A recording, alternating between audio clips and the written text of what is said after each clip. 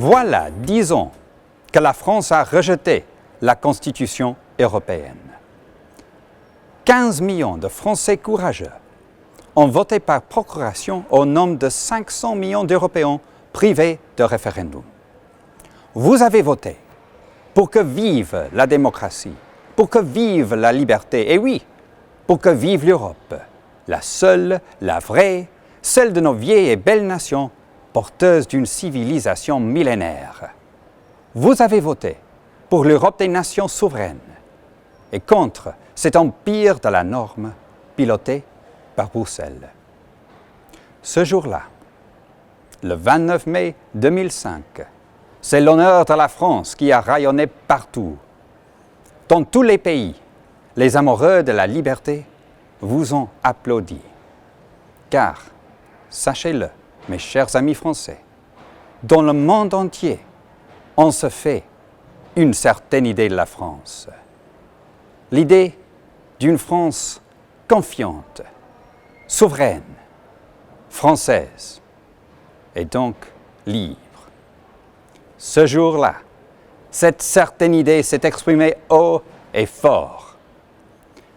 Les peuples, croyant alors en avoir fini avec l'empire des technocrates apatrides. 10 ans plus tard, que s'est-il passé? Mise à la porte par les peuples, cette constitution est revenue par la fenêtre du traité de Lisbonne, avec un président européen, avec un ministre des Affaires étrangères et son armée de diplomates, avec une liste illimitée des pouvoirs entre les mains des commissaires, avec la subordination de nos constitutions nationales.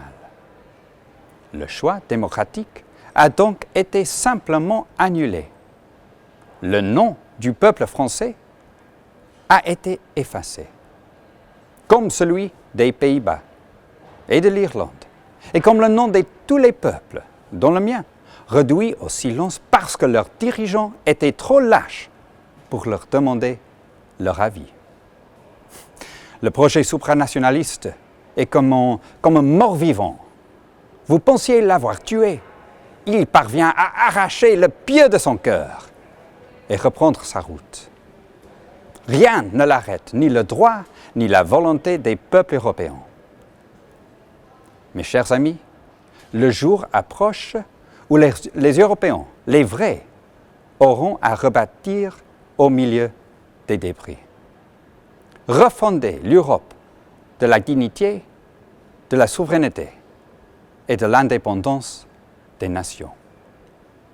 Une Europe où nous pourrions vivre non en mauvais colocataires, mais en excellents voisins.